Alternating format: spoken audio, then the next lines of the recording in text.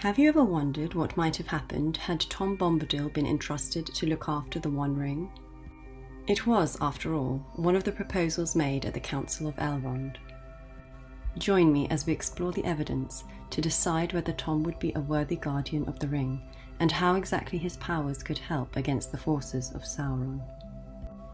It is Elrond's advisor, Eristor, who suggests, would he not take the ring and keep it there, forever harmless? But Gandalf says, he might do so if all the free folk of the world begged him, but he would not understand the need. And if he were given the ring, he would soon forget it, or most likely throw it away. Such things have no hold on his mind. He would be a most unsafe guardian, and that alone is answer enough. A fair comment. From what we have seen of Tom's interactions with the hobbits, he does appear to be somewhat indifferent and absent-minded. When he first finds the hobbits, he is far more concerned about them crushing his lilies than he is about helping Frodo save Merry and Pippin from Old Man Willow. And moments later, in spite of observing the hobbits traumatized in scary foreign lands, Tom runs off without a backward look, all the while singing his songs. The hobbits followed after him as fast as they could, but that was not fast enough. Tom soon disappeared in front of them, and the noise of his singing got fainter and further away. If that's not enough to demonstrate his distracted nature, what about his short attention span in conversation with the hobbits at his house, when he appears to fall asleep? But let's for a moment put aside this concern about forgetfulness, and let's just say that Tom was persuaded to take the ring. Let us wonder, if not for risk of it being unintentionally lost, would Bombadil have been able to keep the ring safe? To answer this, we must first look at Tom's powers. Just as the 7 dwarven rings do not have the desired effect of controlling the hardy dwarves as Sauron intended, it seems that Tom's spirit is so pure and good that he cannot be corrupted by the ring. As Gandalf says, say rather that the ring has no power over him. He is his own master, but he cannot alter the ring itself, nor break its power over others.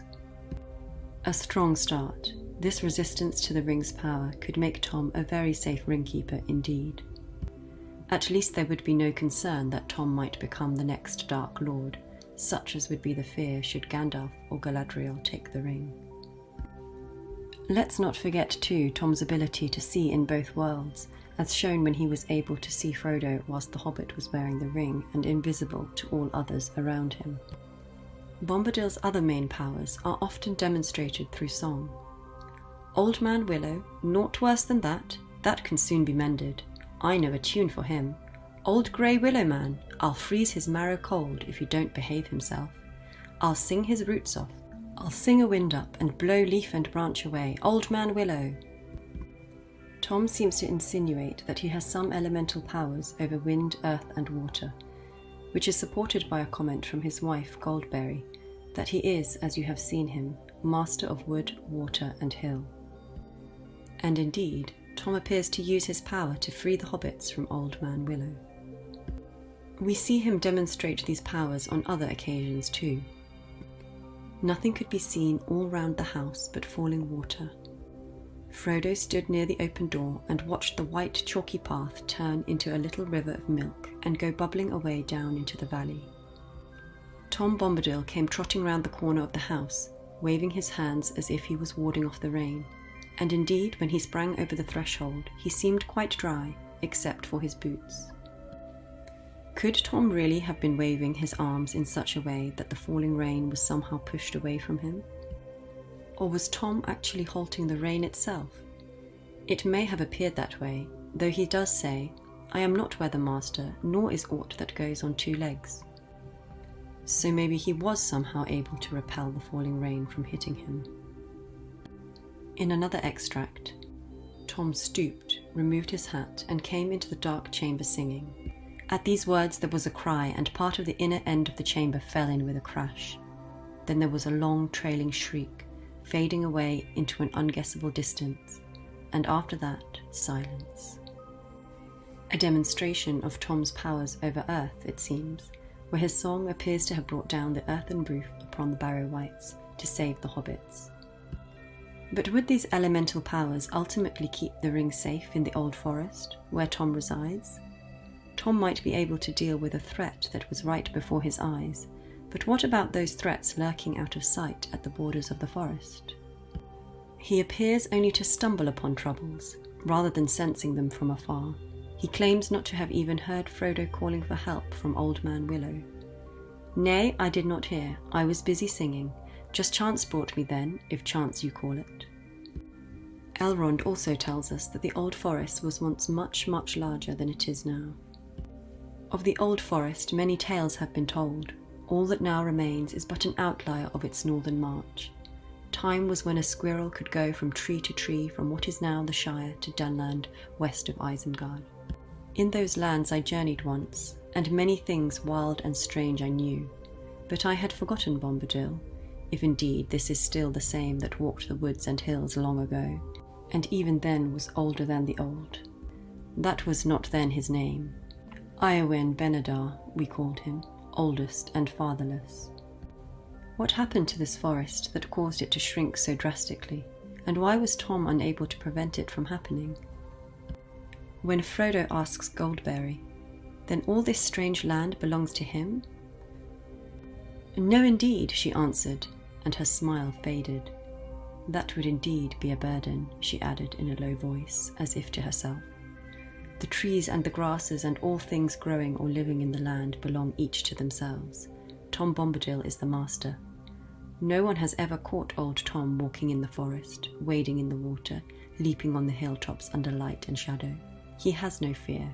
Tom Bombadil is master." So it seems that although Tom is the master, he is not the keeper of other living things. They all belong to themselves, and Tom is not keen to be burdened by the responsibility of them. And so the borders of the forest have not thus far been protected, so much forest has been lost. Is this why the usual jovial Goldberry appears to sober for a moment, saddened by the loss of the old forests? Or is it something else? Let me know below if you have any theories.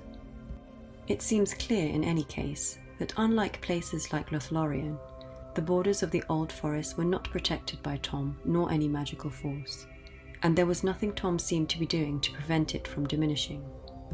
Indeed, 4 hobbits were able to enter the forest quite easily. Compare this to the Fellowship's attempt to enter Lorien, where they were swiftly apprehended. So if the forest could not be protected, could the ring itself really be protected? Even if Tom did manage to keep hold of the ring, we must now imagine what would happen if the forces of darkness invaded the forest, perhaps cutting it down tree by tree until all that remained was Sauron, standing upon Tom's doorstep. For starters, it would put to the test Goldberry's comment. "Have peace now," she said, "until morning. Heed no nightly noises, for nothing passes door and window here, save moonlight and starlight and the wind off the hilltop." So how would Tom fare in a confrontation with Sauron? Although older than the oldest, which perhaps hints at immortality, it is likely that Tom would be susceptible to physical injury, just as other Maiar and even Valar are, as we have seen on many occasions against foes such as Morgoth, Sauron and the Balrogs. And given that Tom seems to eat food and has a fondness for ale, he is likely to be in body, flesh and blood. In any case, the initial battle between Sauron and Tom would likely not be a physical confrontation. We witnessed Tom in one physical battle in the books. Tom sprang away, and breaking off a hanging branch, smote the side of the willow with it. "You let them out again, Old Man Willow," he said. "What be you a-thinking of? You should not be waking. Eat earth, dig deep, drink water, go to sleep. Bombadil is asking." Such a comedic slap would do little against Sauron, but perhaps bring upon some amusement. The battle between them would more likely be accompanied by whimsical songs. As demonstrated in the battle between Luthien and Morgoth in the First Age, songs can be used in magical battles. On that occasion, Luthien was able to put Morgoth and his entire court to sleep, with what must have been one epic lullaby. Tom's own theme song tells us, "Old Tom Bombadil is a merry fellow, bright blue his jacket is, and his boots are yellow. None has ever caught him yet, for Tom he is the master. His songs are stronger songs, and his feet are faster." Given that his songs are stronger songs, it is quite possible that Tom might be able to defeat Sauron in an impromptu rap battle. But Sauron would likely come out victorious in the end. A ringwraith would probably be able to sniff out the ring whilst Bombadil was singing to Sauron. And although Tom might be able to whip up a storm of earth, wind and water, he'd need to sing another merry tune to achieve this, which would no doubt take too long to stop the endless tides of orcs and arrows. So ultimately Sauron would win, as Glorfindel predicts. Could that power be defied by Bombadil alone? I think not. I think that in the end, if all else is conquered, Bombadil will fall, last as he was first, and then night will come. Even just to get to this point, to arrive at a confrontation between Sauron and Tom, it would be too late. If all else but Bombadil had already been conquered, Sauron would have won, even before finally claiming the One Ring. So the decision to destroy the ring was the right one after all. And if you're a fan of Tom Bombadil, check out my Jolly Tommy Ring-a-Ling merch down below. They look so alike, they could be brothers. Krug, out.